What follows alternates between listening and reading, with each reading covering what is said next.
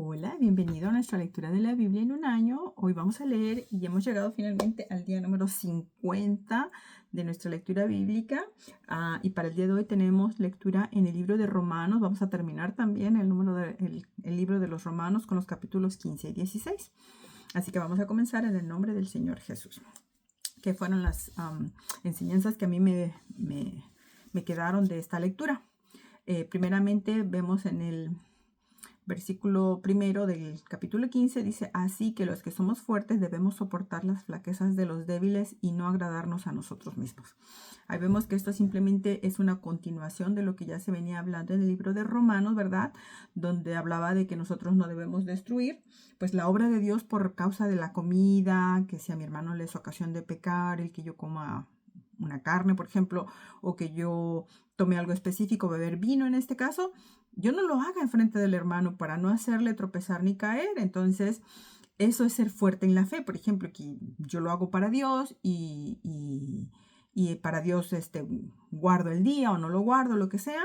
Entonces, si eres fuerte, debes soportar ahora las flaquezas de los débiles y no agradarte a ti mismo, como que me agrado. No, es que yo sé que no es malo y yo lo voy a hacer y me estoy agradando a mí mismo, pero estoy pasando a traer a ese hermano que es débil y no estoy mostrando el amor de Cristo por ellos. Dice el versículo 3. Porque ni aun Cristo se agradó a sí mismo, antes bien, como está escrito, los vituperios de los que te vituperaban cayeron sobre mí. Entonces, ¿sobre quién? Sobre el Cristo mismo. O sea, todas esas cosas que le hacían a Cristo eran para mí, yo era la destinataria, mas sin embargo lo recibió Él por mí, en mi lugar. Entonces, si Él fuera como los humanos somos a veces, ¿no es cierto? Diría, no, pues es que esto, ¿yo por qué? Si yo no he pecado, yo soy perfecto, yo soy santo, a mí no tienen por qué castigarme ni por qué hacerme nada.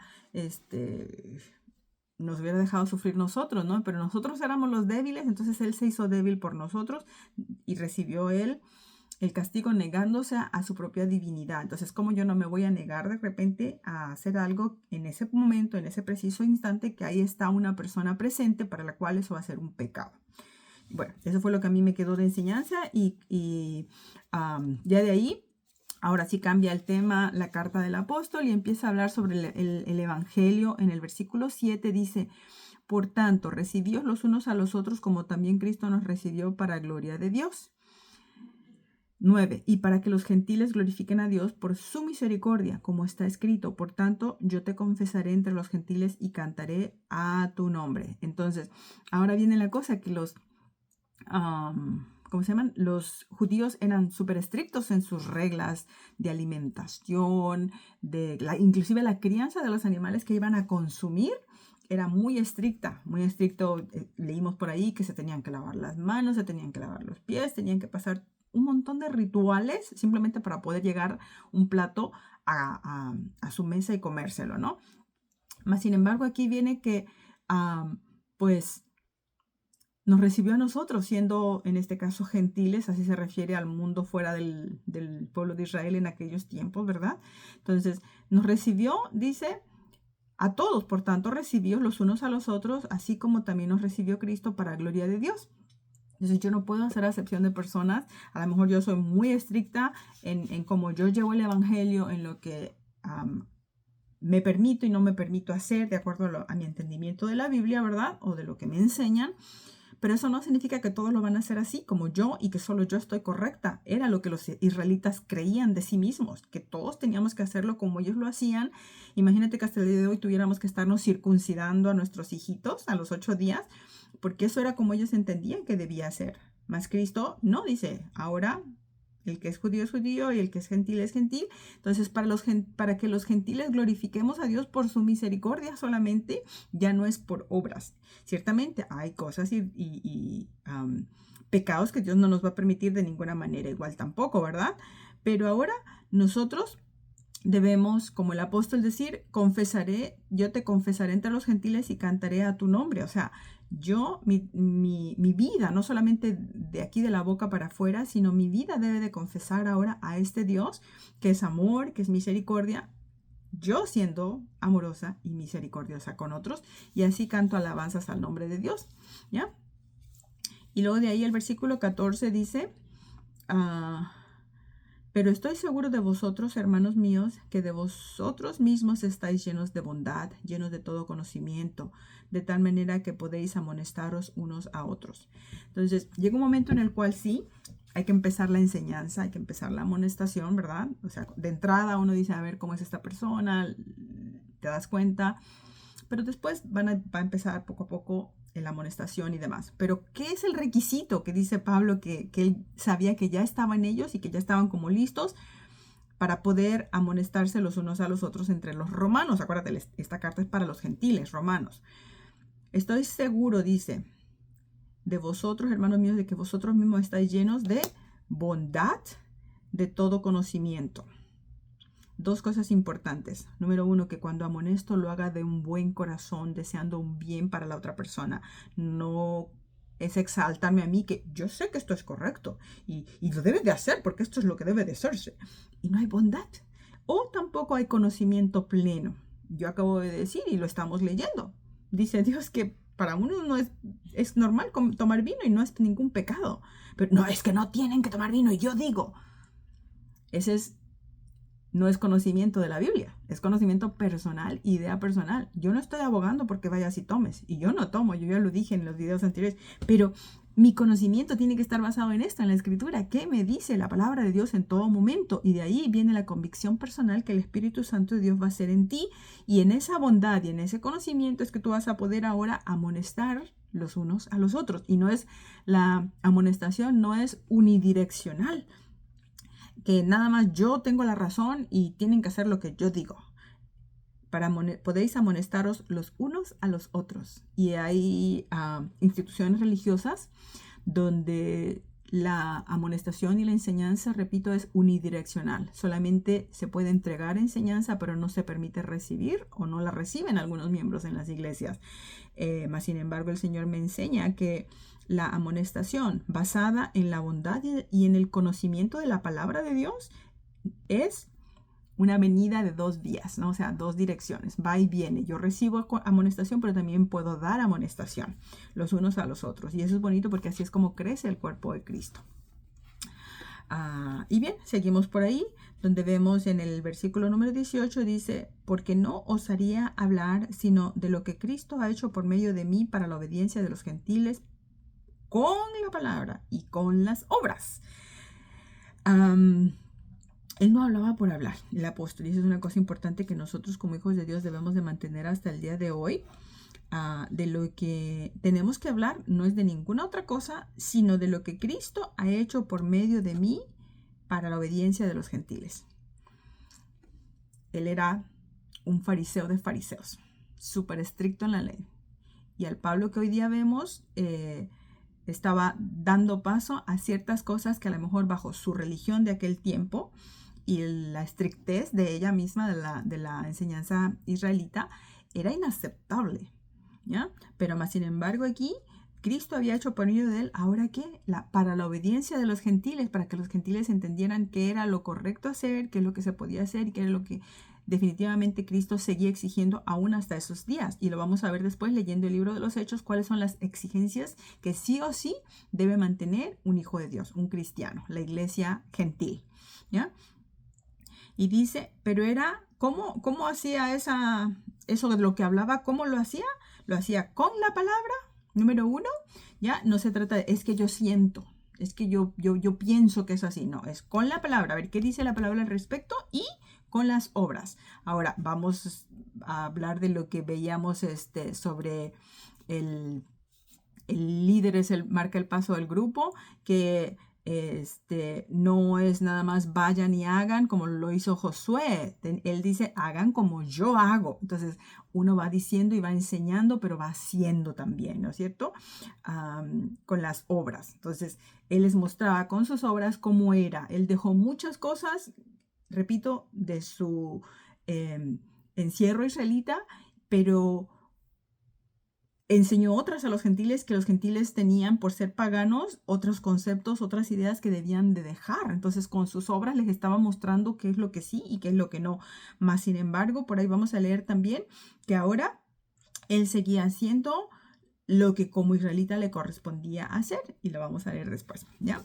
No es aquí en Romanos, pero lo vamos a leer. Entonces, sus obras también daban testimonio de la obra que Dios había hecho en él, ¿ya? Él de eso hablaba, de lo que Dios estaba haciendo por medio de él para los gentiles, para que los gentiles viniésemos, porque ahí estamos incluidos, a obedecer a Dios. Y dice el versículo 20, y de esta manera me esforcé a predicar el evangelio, no donde Cristo ya hubiese sido nombrado, para no edificar sobre fundamento ajeno. Interesante. Hay un esfuerzo personal en que tenemos que predicar el evangelio de Dios, no caer en la comodidad, en que yo nada más llego a la iglesia y me siento y nomás escucho que me prediquen a mí o que me ministren a mí.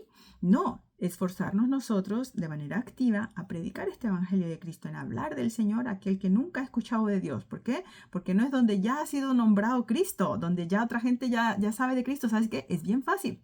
Por lo menos lo digo yo, que a mí me parece así. Si yo conozco a alguien y me dice, yo soy cristiano, uy, es bien padre empezar esa conversación y hablamos como el mismo tema, ¿no? El mismo espíritu. Y es fácil llegar y seguir hablando de este evangelio con otro creyente. Pero ahora, qué difícil es empezar a hablar a Cristo o de Cristo donde nadie ha fundado, donde nadie ha ido llevado la palabra de Dios. Abrir brecha, empezar esa plática y comenzar a hablarle a una persona de Cristo en cero, ahí es donde era lo que él se especializaba, Pablo, por así decirlo, ¿no? Y ese es el trabajo de la iglesia. Sí, tenemos que congregarnos, sí, tenemos que edificarnos los unos a los otros, amonestarnos a los otros, pero este ejemplo de Cristo es el que hizo crecer la iglesia como ningún otro de los apóstoles, que él llevaba el evangelio donde no había sido hablado Cristo. Y ahí es donde viene la ganancia de almas para las iglesias. Así que el Señor nos ayude a poder ser este tipo de cristianos que vemos como algo importante en nuestra vida. Y bueno, precisamente ese deseo de él era lo que le impedía llegar a Roma, de lo cual tú vas a poder leer ahí, ¿ya? Y en su ministerio, en sus travesías que él hacía, llegamos al versículo 26, donde vemos que estuvo en las iglesias de Macedonia y Acaya, ¿verdad? Estas iglesias, dice, tuvieron a bien hacer una ofrenda para los pobres que hay entre los santos que están en Jerusalén. La importancia de la dádiva, de la ofrenda de amor para los pobres de entre nuestros hermanos. Aquí era para Jerusalén, específicamente para los cristianos israelitas. Y hoy en día me parece tan actual el tema por todo lo que se ve en el mundo en cuanto a la guerra entre Israel y Palestina que existe, y mucha gente toma lugar. Bueno, a mí no me corresponde hablar de política, pero sí me corresponde hablar de la palabra de Dios y ver que yo tengo que ayudar a mis hermanos israelitas, cristianos que ya viven allá, que están allá y que ya fueron alcanzados por el evangelio, y orar por ellos por último. Si no puedo ayudarles con una ofrenda como tal, ¿verdad? Lo estamos leyendo, mínimo sí llevarlo en mis oraciones, porque es el pueblo de Dios, ¿no? No solamente ahora que son cristianos, porque hay cristianos judíos, pero ahora también porque son el pueblo escogido de Dios, como hemos venido leyendo desde Génesis, que estamos leyendo, ¿ya? Ahora dice aquí, porque les pareció bueno y son deudores a ellos, porque si los gentiles han sido hechos participantes de sus bienes espirituales, deben también ellos ministrarles de los materiales. Yo y tú recibimos esas bendiciones espirituales de que de ahí, de esta nación de Israel, haya nacido el Cristo, el que murió por tus pecados y por los míos, ¿no? A través de una mujer, María, que fue israelita, ¿es cierto? Judía. Pero ahora, esa deuda que yo tengo en el espíritu de que gracias a ellos recibimos a Cristo, ahora yo lo puedo retribuir, ¿cómo? Con los bienes materiales, si puedo y tengo la oportunidad, ministrarles de los bienes materiales, ayudarles en sus necesidades también, porque sí, efectivamente, ellos están pasando dificultad, pero está profetizado, así que no estamos haciendo nada mal en ayudarles, sino muy bien en ayudarles. Bien, de ahí tú puedes continuar leyendo este capítulo, y el 16 básicamente son sus saludos finales que él envía. Me llama la atención cómo empieza, dice, con una recomendación. Os recomiendo además nuestra hermana Febe, la cual es diaconisa de la iglesia en Cencrea, que la recibáis en el Señor, como es digno de los santos, y que la ayudéis en cualquier cosa en que necesite de vosotros, porque ella ha ayudado a muchos y a mí mismo. Qué lindo. Mucha gente hoy día tiene controversia sobre si las mujeres pueden tener algún tipo de ministerio dentro de la iglesia. Pues bueno, aquí está. Una mujer, Febe, era diaconisa. dentro de la iglesia donde ella estaba. No nos especifica si esta iglesia había alguien mayor que ella o ella estaba bajo sujeción de algún obispo, por ejemplo, porque hemos leído esto de los obispos también en la iglesia, en la palabra de Dios. Pero ciertamente ser diaconisa era un puesto pues importante o de autoridad dentro de la iglesia, ¿no? Desencrea en este caso. Y ahora no solamente que Pablo la encomienda y recomienda, sino ahora también da una buena palabra a favor de ella, ¿ya? Que ella misma había ayudado mucho a Pablo mismo y a otros más. Entonces, la importancia de una mujer ayudadora que se reconoce y que se destaca por ello. Y la encomienda para que la reciban y para que la ayuden en cualquier cosa que ella necesite. Imagínate qué carta de presentación va a llegar esta hermana Febe a la iglesia de Roma, ¿no? Y todo, ¿por qué? Porque se dispuso a servir a Dios, básicamente, ¿ya? Y de ahí, bueno, él sigue mandando saludos muy especiales. Me llama la atención que los menciona como por mucho nombre y en cada nombre algo específico que dice de cada hermano, algo destacado. Entonces, no es solamente, ay, me saludan a todos, por ejemplo. Y yo he cometido ese error, de verdad. Pues, ay, me saludas a todos, de repente, ¿no? Más sin embargo, qué bonito es cuando se acuerdan de mandar esos saludos o escribir esos saludos por nombre y de manera bien específica. ¿Cómo lo recuerdas a esa persona? ¿Por qué lo recuerdas, no? Y termina, ¿verdad? En eso la carta de los Romanos. Y ya al final de cuentas, ¿verdad? El versículo 25. No, antes me voy a saltar, perdón, al versículo número 17, donde dice: mas os ruego, hermano, que os fijéis en los que causan divisiones y tropiezos en contra de la doctrina que vosotros habéis aprendido y que os apartéis de ellos. Importante tener en cuenta que no se refiere ni siquiera a ellos como hermanos. Le ruega a los hermanos que se fijen en los que causan división. No los considera hermanos, no los considera parte del cuerpo de Cristo cuando están estas personas causando divisiones y tropiezos en contra de la doctrina. Ojo, Pablo defiende la doctrina de Cristo, no se defiende a sí mismo ni porque se estén peleando entre ellos, por ejemplo, en cosas personales, sino que lo más importante es la enseñanza que Cristo nos dejó se mantenga sin división y sin tropiezo. Que dice que estas personas ahora sirven a sus propios vientres y con suaves palabras y lisonjas engañan los corazones de los ingenuos. Una persona ingenua puede ser una persona ya sea muy inocente, que la pueden engañar fácilmente, muy creída de todo, o sea, que se cree todo, ¿no? Bien, entonces sigue saludando básicamente a más personas, ¿verdad? Y después entrega como la honra y la gloria a Dios. Dice el versículo 25, y el que puede confirmaros según mi evangelio y la predicación de Jesucristo, según la revelación del misterio que ha sido mantenido oculto desde tiempos, pero que se ha manifestado ahora y que por las escrituras de los profetas, según el mandamiento de Dios eterno, se ha dado a conocer a todas las gentes para que obedezcan la fe al único y sabio Dios, sea gloria mediante Jesucristo para siempre. Amén. Entonces, él no se toma atribuciones de todo lo que él escribió aquí, de todo lo que pudo haber enseñado. Le da la gloria a Dios, a aquel que puede confirmarnos según este evangelio que él predicaba y la predicación de Jesucristo. ¿Ya?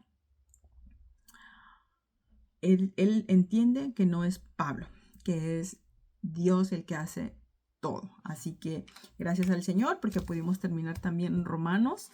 Vamos a continuar entonces nuestra próxima lectura de las cartas en los Corintios ya. Que el Espíritu de Dios siga bendiciendo tu vida, te siga hablando y siga siendo bendición para todos. ¿Ya? Hasta la próxima.